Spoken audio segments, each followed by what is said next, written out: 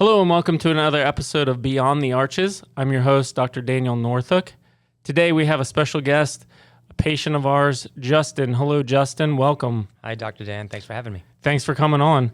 So tell us, let's just jump in right away. We're going to feature kind of just your life, you as a patient, where you came from, how you got here, all of that stuff. So why don't we start with why don't you give us your background? I know you're a coach for soccer, etc., but why don't you kind of dig into that a little bit? Sure. Well, it's nice to be back in Florida. I grew up here a couple hours up the coast in Merritt Island area. Both my parents were Space Center people.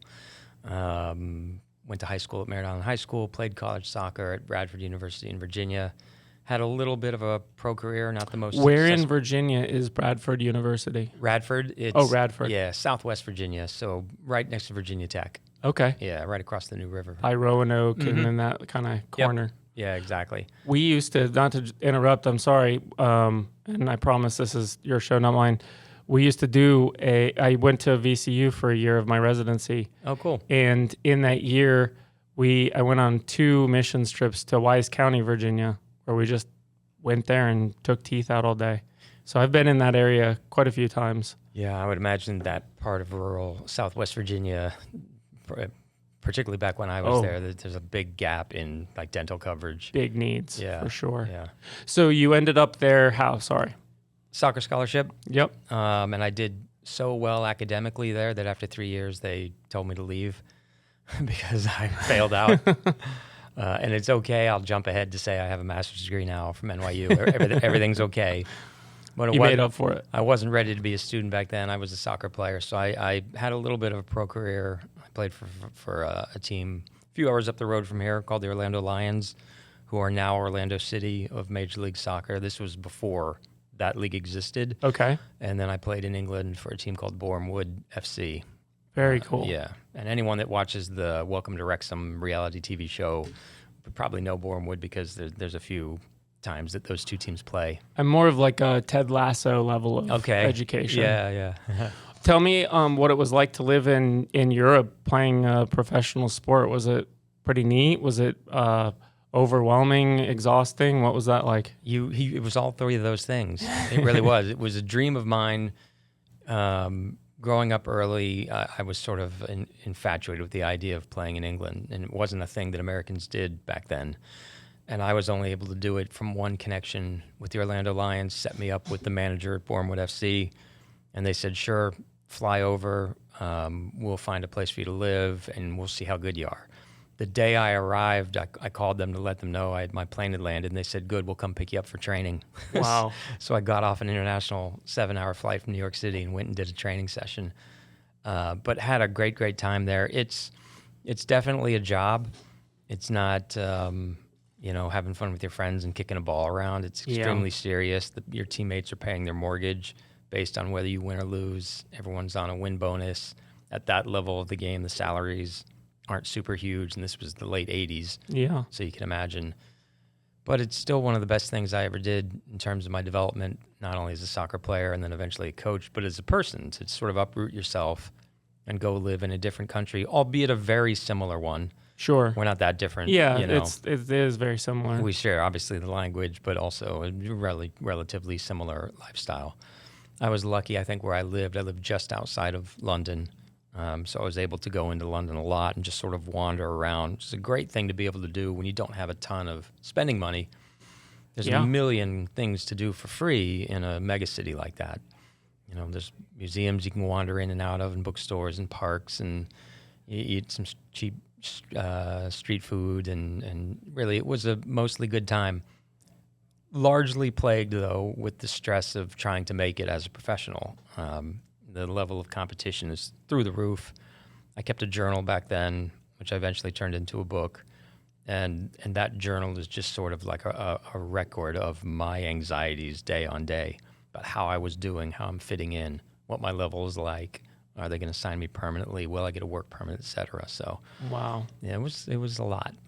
What's a part of that lifestyle that would be surprising to most? To learn. I think probably how encompassing it is, how you don't just like I would meet people sometime who would like inquire about the daily schedule, and it might be just that we trained from 9 to 11 in the morning, and that's it. And they would think, oh, well, then you go play golf or you go relax, you whatever.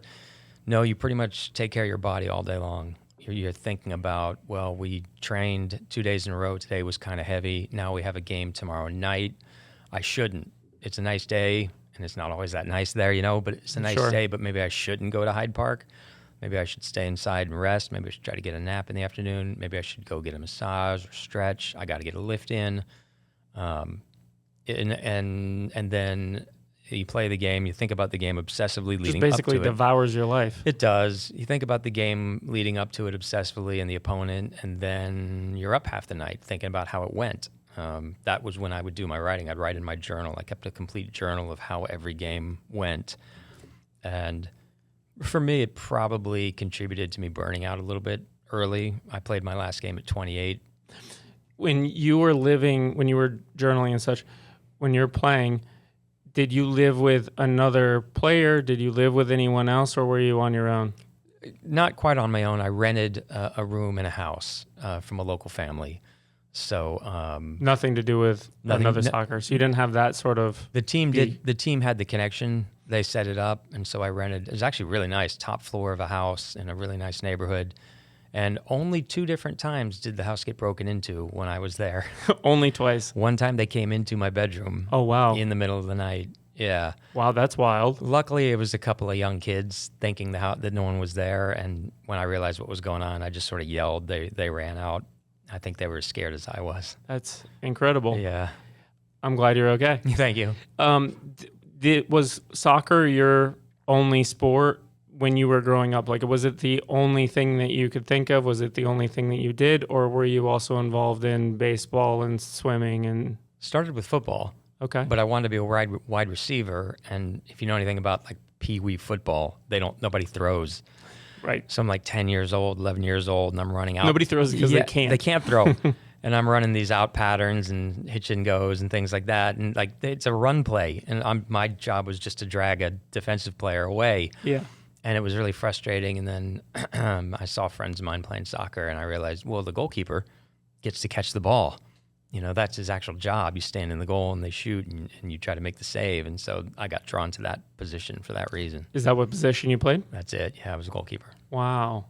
Goalie was I played a little bit of soccer when I was a kid, and goalie was probably the hardest for me to understand how you could play that, because it seemed like so big at the time. I guess I was probably 13 or 14. It just seemed too big of a task with too many lulls in between.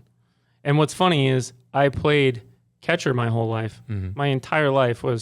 My whole life revolved around baseball and catching until I was up till college. And you would think like, oh, well, the guy loves to catch things, so he'd love to be goalie. Mm-mm.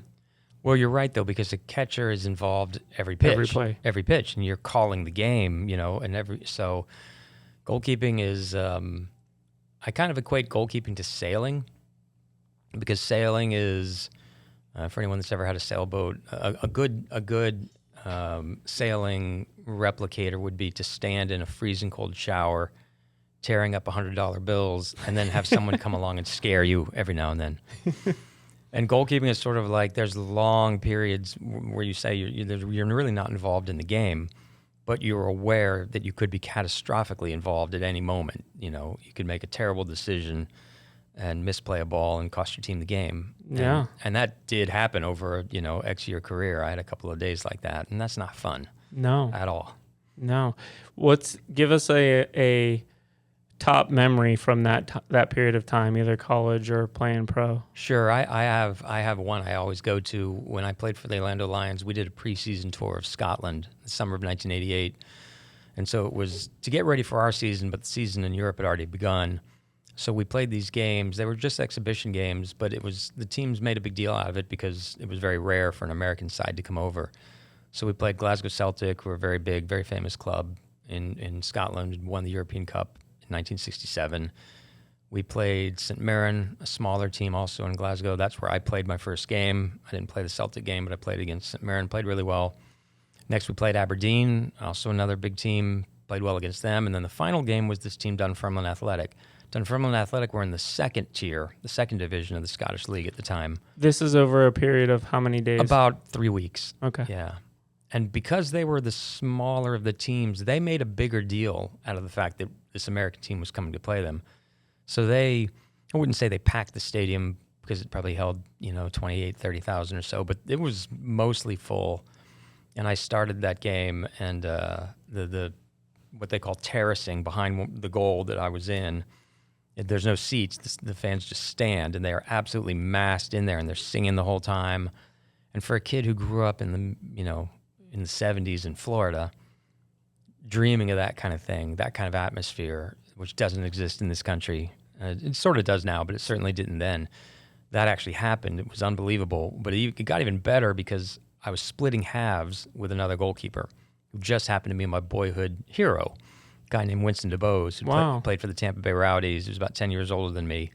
And I played the first half of that game. Winston played the second half. The game ended 2-2, and they decided they wanted a winner, so they were going to have a penalty kick shootout back at the end I had played in the first half. And Winston, being this supremely professional gentleman, approached me and the manager and said, Justin started the game. He should get to go back in for the penalties. Sure. So I was amazed by that. And me and the Dunfermline goalkeeper went jogging down to that goal. And I gave the fans a, bit of an overhead clap, as you do, usually to your own supporters, thinking they might give me the Raz back or whatever, but they all returned it. That whole bank of that's cool. Thousands of people just clapped back like that, and then I saved the first 2 penalty kicks and we won. Wow. That's a great memory. It was a good memory. Absolutely. Yeah. How did that then turn into coaching and the rest of your career? But what was that transition? What did you do for that transition? Well, the problem I had, that trip confirmed to me that I was good enough to do it. I would have been found out playing against teams at that level if I wasn't good enough to do it. And so it confirmed to me that I could do it. However, unfortunately, I could not get a European work permit.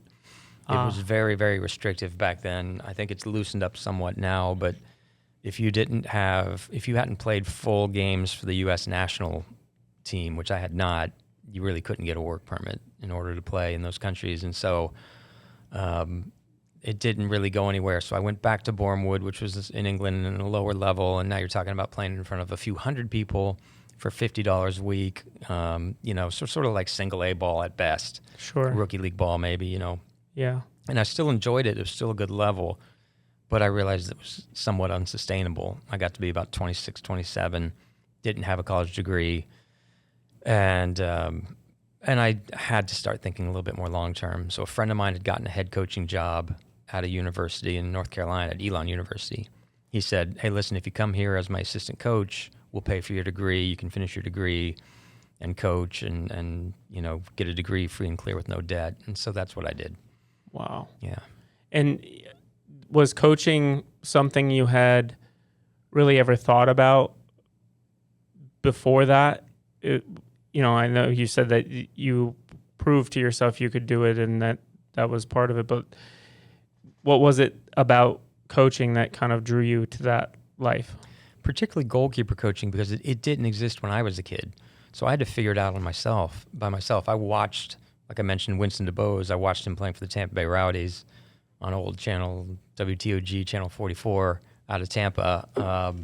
And that's sort of how I figured out how to play. I didn't have any mentors. There was no one with any experience. No one had ever played at a high level. Winston's generation was the first generation of American pros. And so I kind of realized I don't want anyone else to go through that. I want to help, because when I was in England, I had unbelievable coaching. I was at the pro level at Dunfermline and at Boreham. I had mentors as older goalkeepers and coaches that really helped me understand the position. Just like I would equate it to catching, the footwork that's needed to get up to try to make a throw to second base. Yeah, it has to be learned, and there's a million things like that with goalkeeping. And I realized, well, I have some of this information. It would be kind of a shame if I just sort of, took a job in accounting and it died with me. I'd like to sort of share it. And so that's fantastic. Yeah. So when you when you were making that transition, did you have to kind of learn your teaching style and all that? Because you hadn't been teaching before. Did you have to develop your style at that point, and that's what the majority of the work was at that time? Yeah, I think the big learning curve for me is that one size does not fit all. So some athletes, and I would imagine academically, some students like to be taught and are effective learners in one way and others in another way. So some are visual learners, some want to be sort of really sternly encouraged, if not yelled at. Others need a more gentle approach. And it just took a little time for me to find out the most effective way to learn what was going to work the best for each individual athlete. And really that was getting to know them a little bit on a personal basis. My default was to sort of be standoffish and official and professional and businesslike. And then I learned, like, particularly with college-age kids, they have to kind of know that you care about them and their success as a person first. Sure. Before they will really invest their attention in you. Mm-hmm. So that was my learning curve. Yeah. The audience is your message, I'm sure, as you were just discussing, similar to me in that if you're teaching or training somebody on anything, so if I do a consult with a person, my message is always changing depending on who the person is. Not the message, the way I deliver. The Sure. delivery is always different. So if you started to come in and ask me specific scientific questions, very like nitty gritty, I'm going to cater my statements and my discussion in a consult to you versus, I have other patients that I'm just trying to keep their attention. So I'll just try to be more entertaining or, So I understand that it's interesting how humans work, how you have to just cater it. If you're in any sort of training position, you have the knowledge and you want somebody else to know it, that message always has to go through a filter, and it's constantly getting tweaked and changed. Sure. Pretty fascinating. So you started, first coaching job was at Elon, Mm-hmm. and then walk me through how you got to this last job. Let's see. So I did about 7 or 8 years at Elon. Mm-hmm. Then I got an itch to do, I'd been writing that whole time. I remember I mentioned that I journaled when I was in England, and that sort of sparked something in me that demonstrated that I had an interest in writing, and I got more serious about it. And I started turning those journals into a nonfiction book about the soccer career, and then I began to write fiction. I started sending short stories out to magazines and getting published, and I decided I wanted to do an MFA in creative writing so that I could potentially teach writing one day. Because the one thing about coaching soccer, and particularly coaching goalkeepers, is a little bit hard on the body, and it's something I wasn't sure I wanted to do until I was 60 years old. Well, here we are. I'm doing it. But so I went to NYU, because if you're going to get a graduate degree, you might as well get the maximum amount of debt that exists in the world, and that's NYU. Had an amazing experience there. Absolutely loved New York City. Lived there for 7 years. Probably would have stayed if the rent was, doable. But that was my sort of break away from a little bit of time away from coaching. But I missed it, and I played again. I was getting into my 40s then, and I joined a team in the Gotham League and played. Cool. Had real fun. I mean, that was great fun, because now I'm not burdened with the expectations of, using it to make a living and worried about my teammates making their living and all that kind of thing. Just had fun, really enjoyed it. During that time, a good friend of mine got the head coach job at an ACC school and said, how'd you like to come here and be the goalkeeper coach here? And I gave that a little bit of thought, and based on how the rent situation was, New York City compared to Raleigh. Absolutely. I thought, this is the thing to do. And I'll tell you something, the New York... There's probably a few more like open spaces to play and places to play as well. For sure. And better for the golf game, Sure. But I will, and maybe this is a good transition, but between Elon and New York City is when the teeth things started to go not so great for me, because I was living on a small college coaching salary, and then I was living on a graduate student salary. And I had sort of like dental work from the 80s when I was a high school kid that started to fail. and you would know a lot more about this than I would, but it seems to me, based on the technologies that you guys have now, I know didn't exist back then. So there must have been some degree of hunting that they were doing in there, and like trying to find decay and trying to get the right spots and all that. And there is a level of technology that goes into, say, like a root canal. mm-hmm. A root canal 40 years ago doesn't even look the same as, well, it does look the same, but in terms of the procedure and the ability to get the bad stuff out, it doesn't even make sense compared to even when I was in school, right? So it has advanced. I would say the biggest advancement is less about the traditional, like taking out cavities and things like that. It's all done sort of the same way, Mm-hmm. but the materials have changed. Oh, okay. So things are a little bit more long lasting. We've lost some of the accuracy in terms of almost like the hand skills that go into getting a good impression, a good representation back in the day was incredible. The work was a lot, we'll say, better fitting. Now it's the accuracy is there, and you have to have the right digital equipment to extract that information properly. It's a little bit less about the hand skills of the person doing it, and more about the tech that's sort of going into cutting the crown or shaping the stuff. Yeah. Well, we probably a combination then of a couple of things, but so some things started going bad. Probably 10 years ago or so, I had a root canal I had done sometime in the early 90s or mid 90s, just sort of crumbled away to nothing. I don't remember what I was eating, but just boom, broke. Now I have no tooth there, no pain because it was a root canal, so there was no nerve. But and then I tried to keep up, and I did these patch jobs, and I got a 3-tooth bridge that you may remember because you just took it out. I do remember it. Yeah, it was fastened in there pretty good. Oh, good. Well, he did a good job then. Yeah. But and there was no shortage on glue that day. No shortage on glue. All right. Because I was sort of itinerant, too, because I moved around in between some of these gigs. I mean, I make it sound like all these years at Elon, all these years in New York City, but I went and lived in Key West for a couple of years. Which is awesome. Incredible time. Great place. Highly recommend to anyone. Did you have so much bad weather built up in your European days that you just had to get so many days built back up in a row of good weather? Can I tell you a funny story? When I came home from England the first time, my mom picked me up at the airport and she said, "Go to the beach." She said, and she used these words, she said, "You look jaundiced." I was pale and bags under my eyes and everything. Yeah, you were outside every day playing soccer. But in 42-degree gray drizzly weather. And wow. So she said, "Go to the beach." That was a big motivating factor to go down there. I grew up in Florida. I'd never been down to the Keys.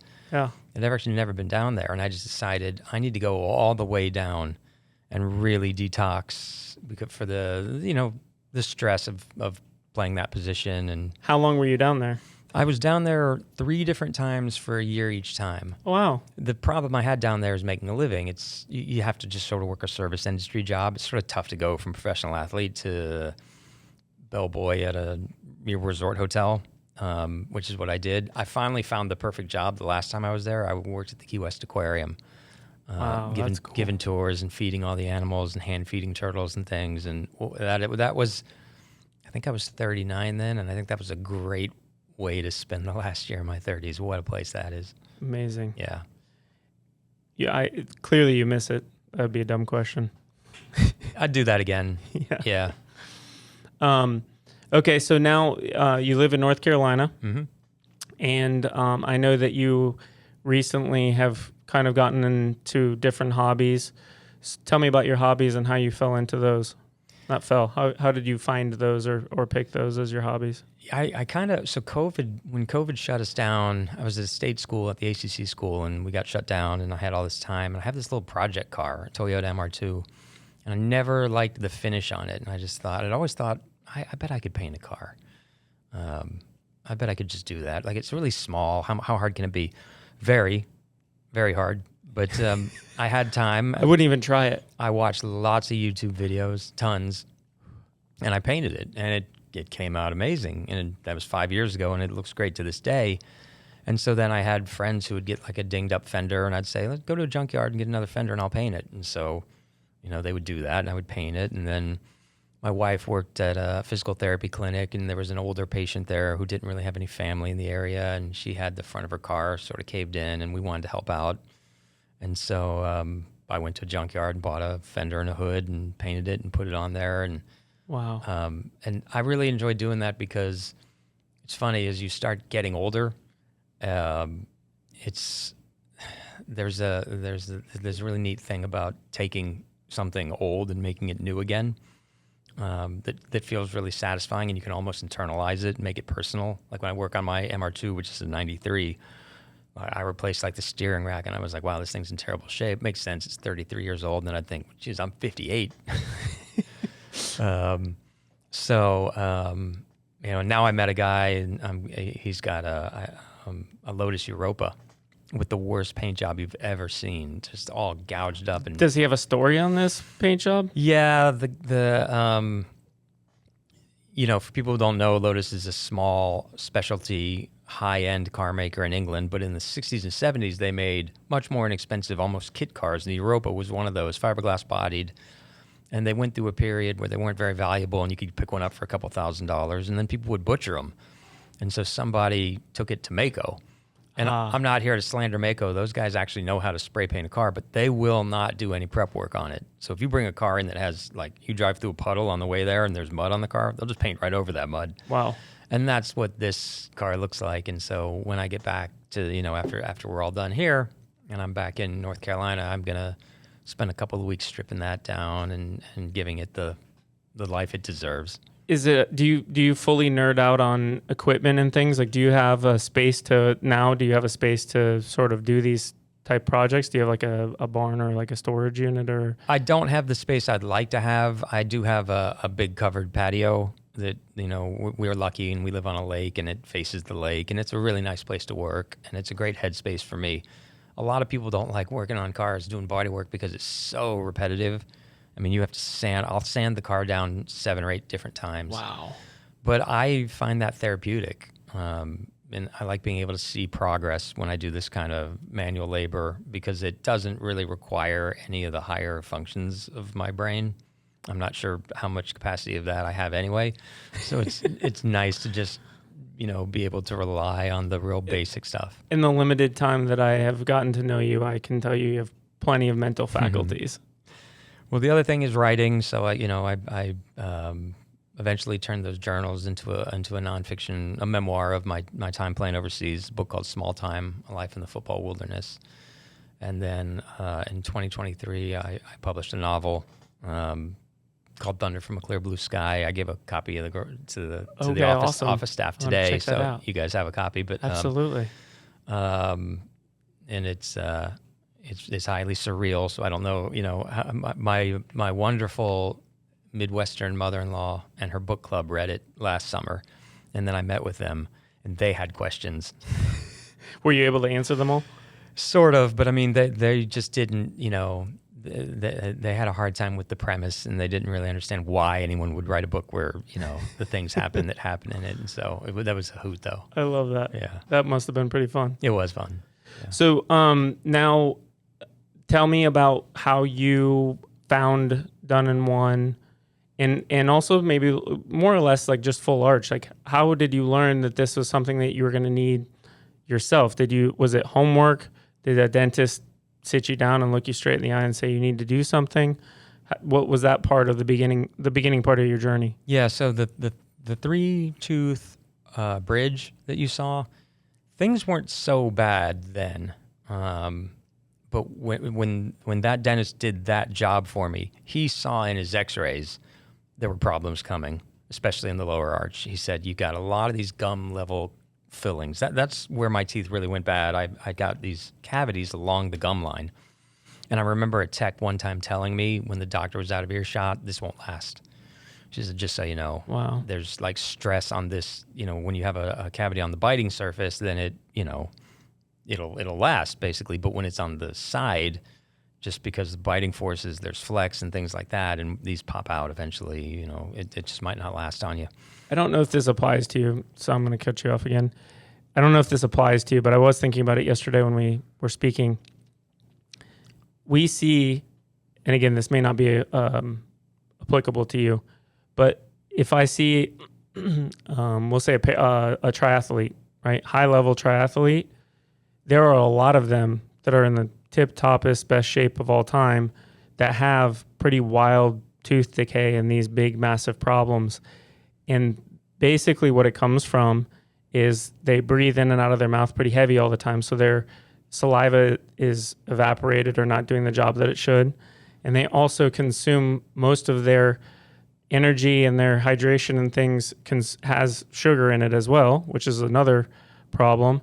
But they also take it over long periods of time, right? They're in a 7-hour half Ironman.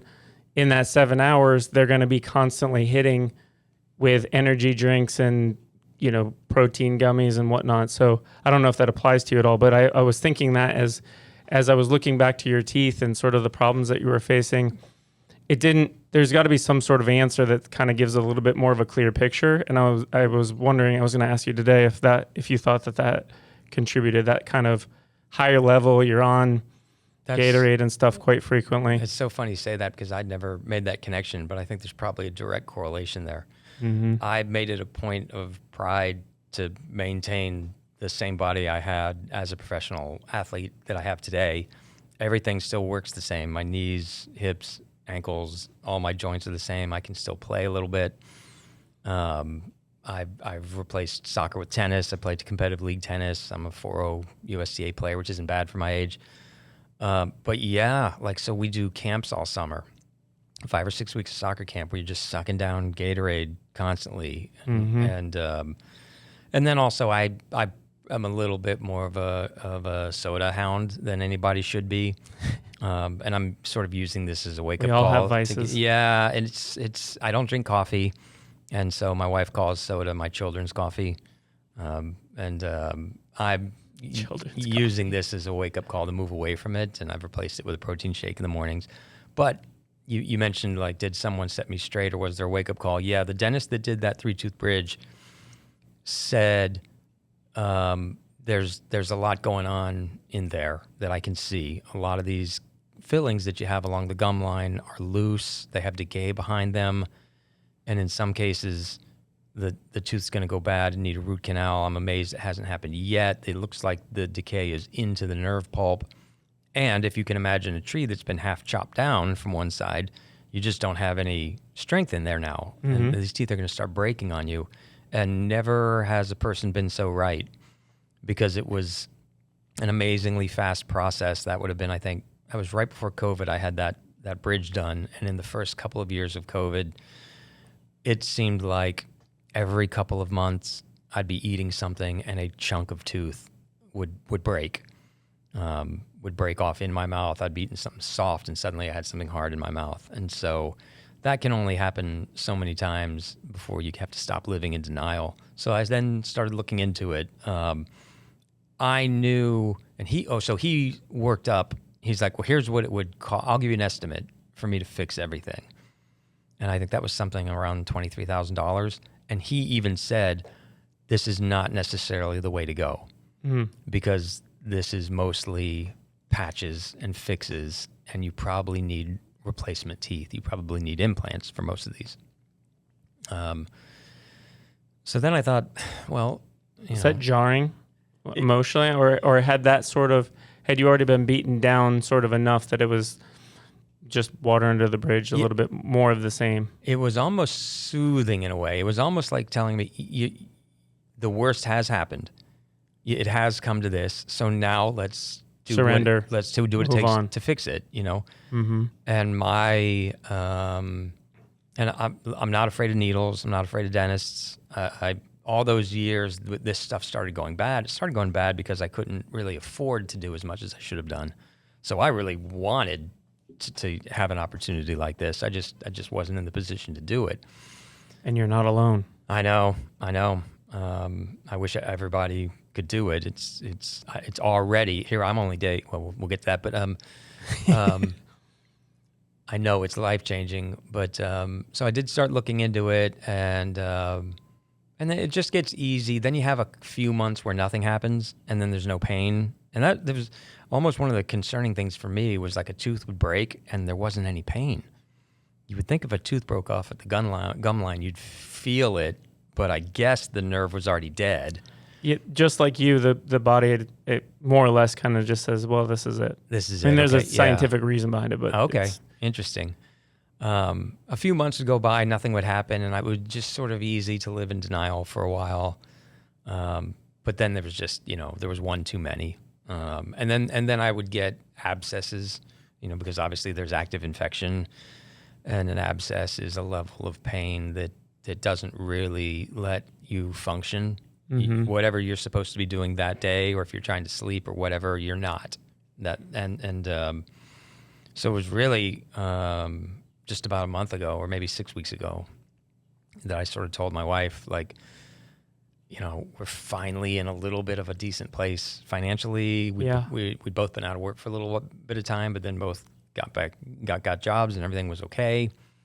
And I felt just racked with guilt, which is another thing I wonder if that holds people back. Oh, absolutely. Where they're like, they feel like they did this to themselves, they brought this on themselves, and now if they have a partner, they're implicating their partner's finances into this. Well, she knew without me telling her that I'd had these problems and been in pain and everything. And she said, let's do it. Let's get it done. So obviously the internet's a wonderful research. Which is funny, to interrupt you yet again. So you just brought up, I wonder if that's a big holdback for people or whatnot. And I would say, yes, it is. And invariably, every time the partner or the spouse is always like, no, fix it, please. Yeah.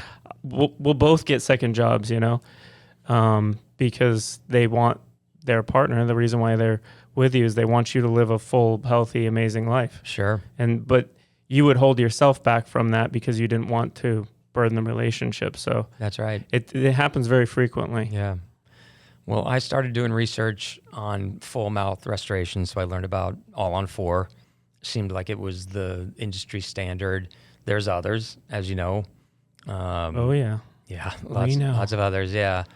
And then people go abroad. People go places where their initial cost is less. And I thought about that.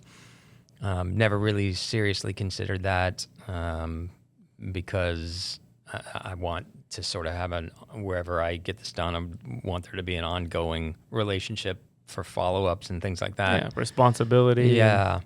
And then there's also, I guess, what I would call big box outlets that do it. Yeah. A couple of name brand ones that like advertise on TV and do big campaigns. And I knew I didn't want that because I know that decisions there are made at the highest level by people that are not in your profession. They're accountants and they're people who are in charge of whatever the stock price is and things like that. And I just didn't want that experience. I didn't want an impersonal, just another number kind of thing. But what really swayed me to done in one was word of mouth. When I reached out from, I think, the Instagram ad and was invited to join the Facebook group, I started talking to a lot of nice people there. But then there was one particular person on a Reddit thread, and it was in a thread about getting all-on-4 done, and she was insistent. She said, no one has researched this more than me. I have dedicated almost a whole year of my life to it. I've looked into the backgrounds of all the people involved. I've looked with like microscopic forensic evidence for anything negative, and I cannot find anything. And so that was where I went, and I had a wonderful experience, and that was Paige Menzing. She told me that I could use her name. That's awesome. She's been my mentor throughout this. The last couple of weeks have been chatting a lot on Reddit, and she's helped me prepare and give me a lot of good information about what to expect. And I think she's a good example of how word of mouth for something like this, it's so intensely personal and intimate you're in, Absolutely. you're in my mouth and extracting these teeth and putting the For implants me as well, in. I have to experience it. Yeah, I know.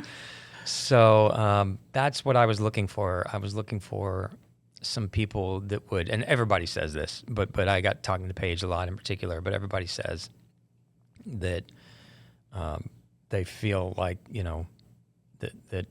that everyone is only concerned about the state of their mouth and their well-being and their health and their comfort level while they're there. And again, I consider myself fortunate that I'm not squeamish, and I am claustrophobic, but that didn't really come into play in this process.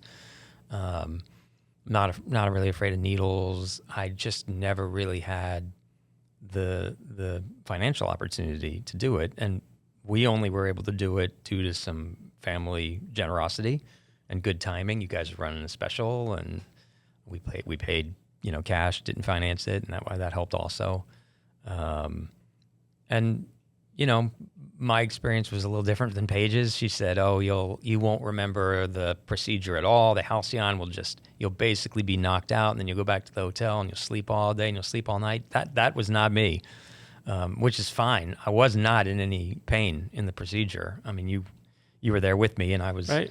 You don't feel a thing. Right. And I think that the halcyon does enough where you're not, you're definitely relaxed, and I wasn't worried about any of the things you hear, because you obviously have to. I don't know how you get teeth out of the human head. Especially teeth like mine. Very carefully. Which are like half of them were broken at like the gum line. And so I was sort of having fun going, can I feel the moment of extraction? You can't. You can't? You can't. Huh. I've never had anyone say that. No, like I was really trying to figure out, like, when are they done with that tooth and moving on to another tooth? When am I going to feel like a little sense of pressure or release as a tooth comes out? I never did. So since you bring this up, I've said it before, but I really enjoy taking teeth out. The first tooth I took out was sort of where all my passion sort of just came to light. And it was after the first tooth. And trying to explain it to you, because you'll probably never take a tooth out, has been sort of difficult. And I've found what I think is the best example that you can relate to. The feeling for me when a tooth finally gives up that I enjoy about my work and the way that I do it is the feedback is essentially when you twist an Oreo and it comes apart. That's the exact feeling. Oh, wow. Like maybe a little bit more intense, but that's there's a moment where it just like releases from the other side of the cookie, and that's when the rest of it's gone, or that it's coming out. And that's just so that people can understand that's what the other side feels like. Well, and I would say that's the tactile sensation. There must also be this emotional satisfaction because that tooth has to come out. And you can move to the next one. Because it's bad, yes. Right? But you're like helping somebody because that's a tooth that has to come out. I mean, my teeth were bad. They were in bad shape. It was unhealthy for them to be in my mouth, and it's... Yeah, no holds bar. You were in a pretty bad shape, for sure. Yeah. And just as we were talking about the multifactorial, right? So you had bringing in the partner along for the financial ride. You had things had to go right to get that behind you. You had to find us. There's so many things that go into this whole process. Picking the right person, picking the right team, finding somebody that can give you feedback. When I sit here and talk to you, or this morning I just came from a meeting with my admin team. When you hear about everything, it almost feels like, as the person that runs the show here, it almost feels like it's a miracle that anybody ever gets across the finish line, just because what speaks to you is not going to be the same as what speaks to the next person that I have on this podcast. Like, every single patient has their like holdbacks. It's not like, if you're manufacturing shorts and the trend is longer ones, like, oh, well, we just make longer ones, right? And nobody has any real emotional holdbacks on what shorts they wear. Right. And this is a very interesting product, if you will, where you kind of have to cater to everyone or get biggest catcher's mitt that will make as many people happy regardless of what their background is. Sure. And for me, I've found that little niche isn't being the biggest or the loudest or the most expensive or least expensive. It's been putting together something that's kind of quality and making you know that you're taken care of the entire way through, whether it be for the surgery, and whether or not you remember it, whether it be the teeth, whether or not you have to go through many versions, etc. Long term, do you have a problem? Who takes care of it? Having that sort of soup to nuts sort of answer, a little bit like a Mac, right? You just kind of turn it on and it works. Yeah. Some people like to tinker, and that's fine. There's other products for that. But being sort of a Mac where you kind of know what the environment is and it's predictable all the way through your use has been what we've tried to strive to kind of come together. Well, you use the word miracle, and to me, it feels like one. I should give one more shout out, and that's I have an amazing boss, Beverly Bianca, the head coach at North Carolina Wesleyan, where I coach now. I told her about this. I told her the situation I was in. She said, go.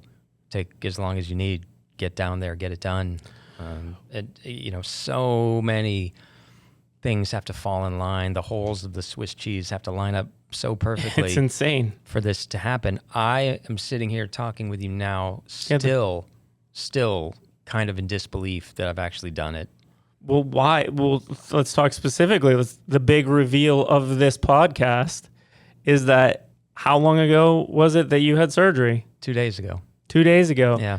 Monday morning. Mm-hmm. What time were you? Which patient? I wasn't even morning. I was afternoon. Yeah. I was at 12:30 or 12, I think. Yeah. So we're 51 hours away from surgical time. And we just had this whole podcast and talk about it. And your boss is going to be mad now. She said, take all the time you need. You're going to be gone for another week and you're done. I'm just kidding.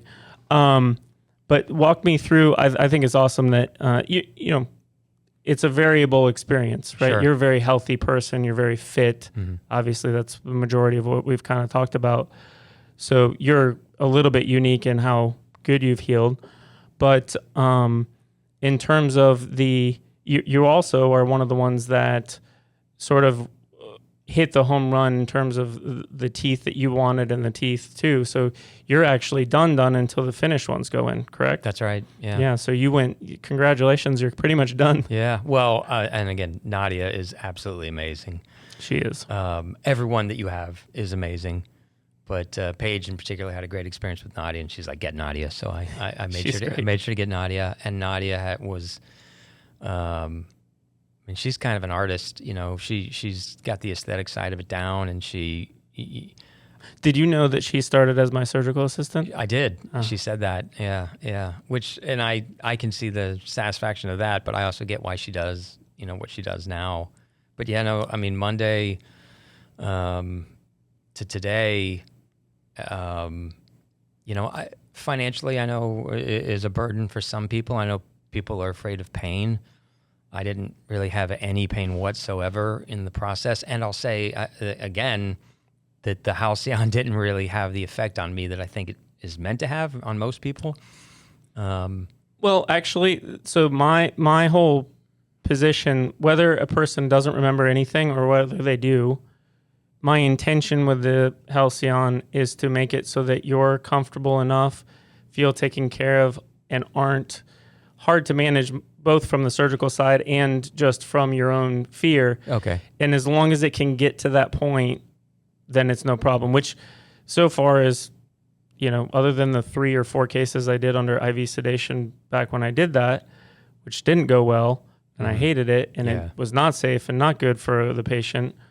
When I made that switch, for the last, we'll call it 6,000 cases, I have not had one, whether it be they remember or don't remember, that ever went through a bad scenario. Yeah. Right? Everyone comes out of it, whether it was they remember or don't, kind of like, it was fine. Yeah. What's the big deal? That's sort of, you were there for mine, and I feel like I wasn't fussy. I was there.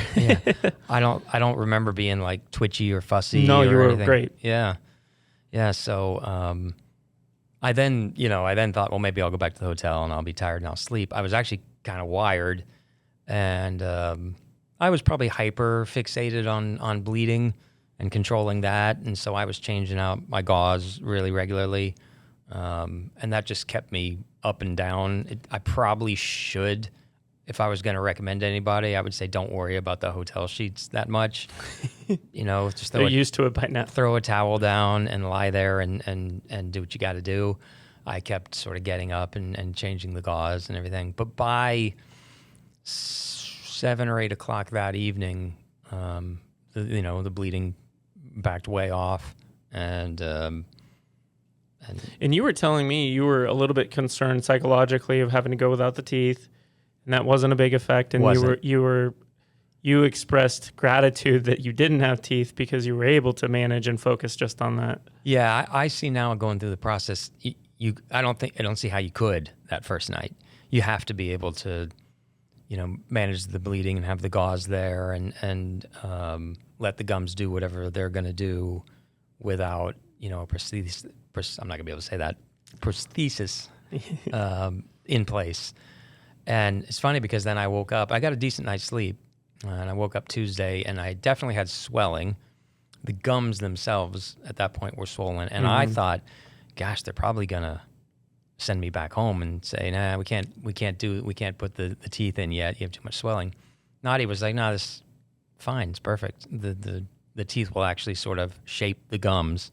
Yes. And once they went in, that was the end of that feeling like the gums were swollen. And that was the end of any bleeding, as far as I could tell.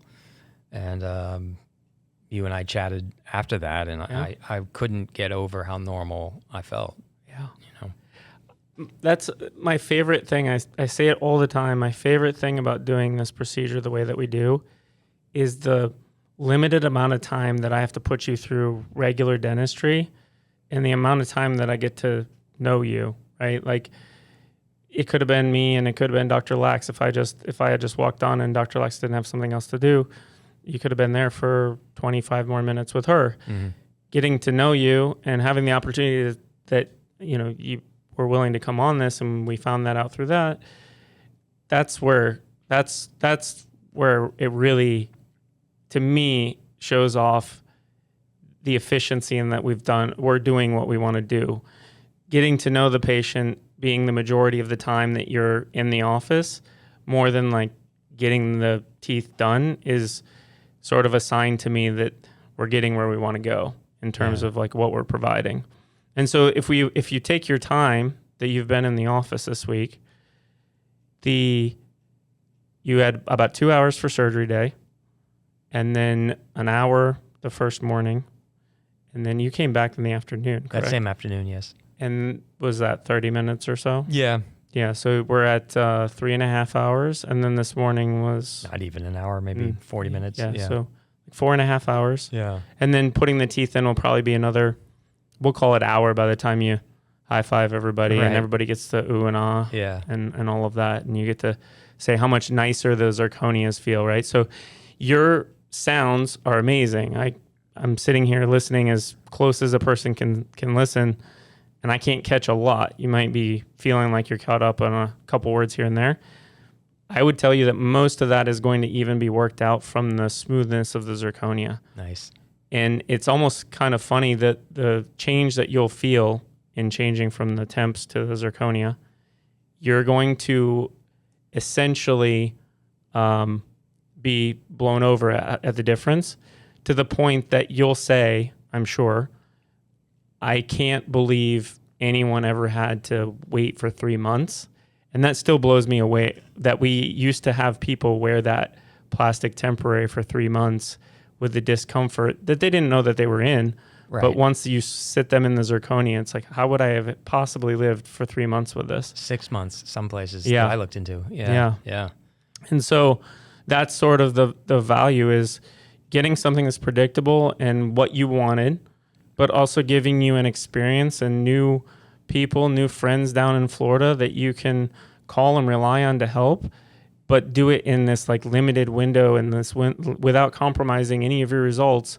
We didn't have to overwhelm you with dentistry. Right. I'm sure that when you were on your way down here, the only thing you were thinking about is how much dentistry you were going to get stuck with, but it was only done in a week. Yeah. Or it was only a week, so you could get over it.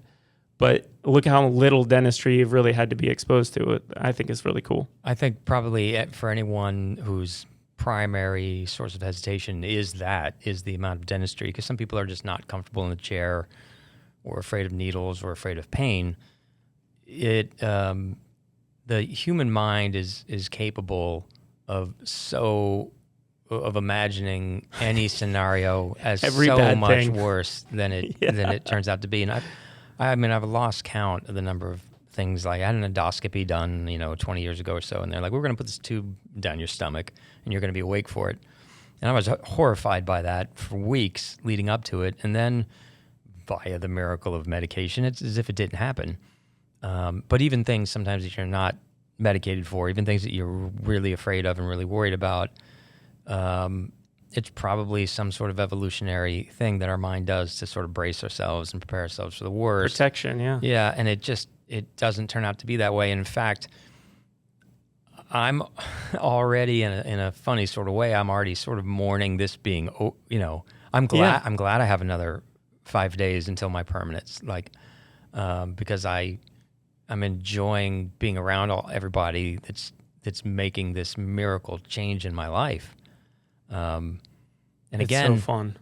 You were in there and you saw them. You saw more of my teeth than I have for the last year, because another protection thing that kicks in when your teeth start to get this bad is you avoid looking at them. And you make it worse because of that. You sometimes don't brush them because they're a lost cause, and I don't, very common. And I don't want to even look at them tonight. I'm just going to go to bed, or I would do it briefly or in the dark or whatever. But again, it was an avoidance sort of thing, and I'm still in a position of disbelief that that's over. That I've been able to sort of, you guys have hit the re-switch.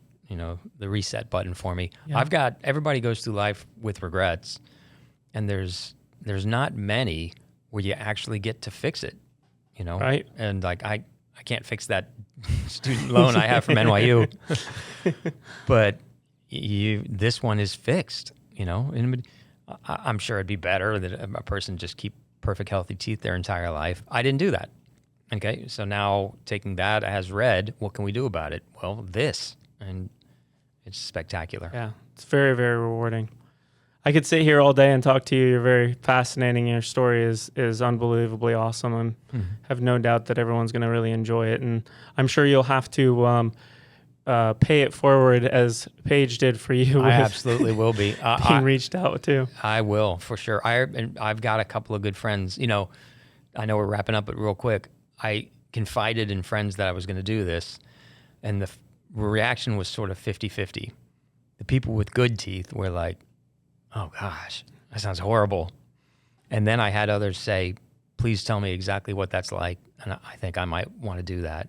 My tennis buddy, Tony Oates, I know for a fact wants to do it. I've got another friend that I think has had, done the same kind of chasing problems and getting these short-term patches and solutions. I think he wants to do it too. So we love word of mouth. That's the way it's going to be. Just yeah. So ready to go and understand things. They have a resource to reach out to a partner to lean on. It's amazing. Yep.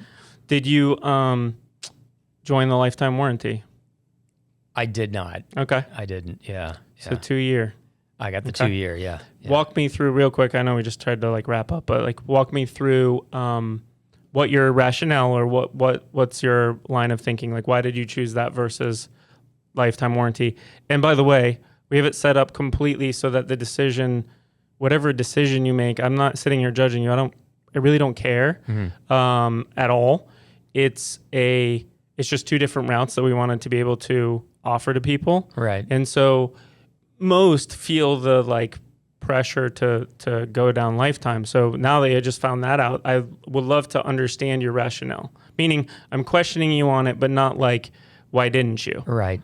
It was there were some financial, limitations and considerations. And so I guess that's one. Also, I'm really old and probably, don't need a lifetime. I'm kidding. But I think it was probably just that. I think you'll be fine, right? Yeah. This is not, again, I want to be very, very clear. the way that it's set up is not to push you into one direction. Mm-hmm. It's here's 2 awesome options. Pick Sure. what you want. You may not pick it because you don't want to pay for it. Maybe for you want to get cleaned somewhere more local to you and don't want to have to make the priority to come down and essentially have paid for one in one place and one in another. Yeah. Totally fine. Mm-hmm. And there really isn't any reason why anything would happen in 2 years or why anything would go south. If you're going to take care of it, it's going to be fine. I was curious to know like what the rationale was. So, there's obviously financial considerations, not even just as it goes for what you're getting, right? Which I would say that we're making a pretty good like value play in terms of what we're offering if you do want to make the priority to come down. But there's also the financial consideration of coming down and such. So Sure. that plays into it as well. Yeah. It's all just like with getting teeth. It's a big decision. Yeah. But no, we are very happy to welcome you into the Done in One community and family, and are very grateful for all the help that you've been to us by doing this, and will be in the future as our advocate. So I've really appreciated our time, Justin, and I think everybody that's going to be listening is going to enjoy it as well. It's been my pleasure. It's been an amazing experience, and I would say to anybody that's considering it, do it. Maybe at the end of this, we'll tag a little video from your final delivery too. Oh, We'll take great. a little, That'd be fun. Yeah, we'll tag a little video. Excellent. So awesome. Thank you so much, Justin. You're welcome. Thanks, Dr. Awesome. Dan. We'll see you Monday or Tuesday. Tuesday. All right. We'll see you Tuesday. Tuesday. Yeah, great. Awesome. Happy 4th. Thank you. You too. All right.